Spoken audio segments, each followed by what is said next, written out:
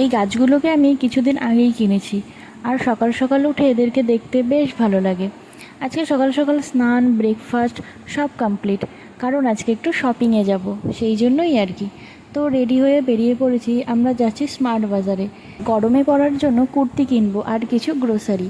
এখানে মোটামুটি সব কটা কুর্তিই ভালো লাগছিল, তবে আমি বেশ কয়েকটা কুর্তি নিয়ে ট্রায়াল রুমে যাই। সবকটাই লাইট কালারের ছিল, কিন্তু আমি একটা ব্ল্যাক কালারের নিয়েছি।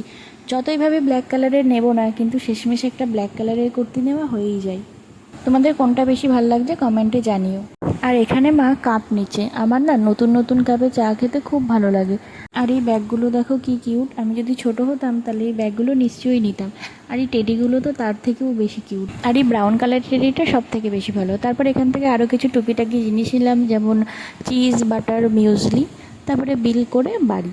আজকের এই ভিডিওটা ভালো লেগে থাকলে লাইক অ্যান্ড সাবস্ক্রাইব করে দিও। টাটা।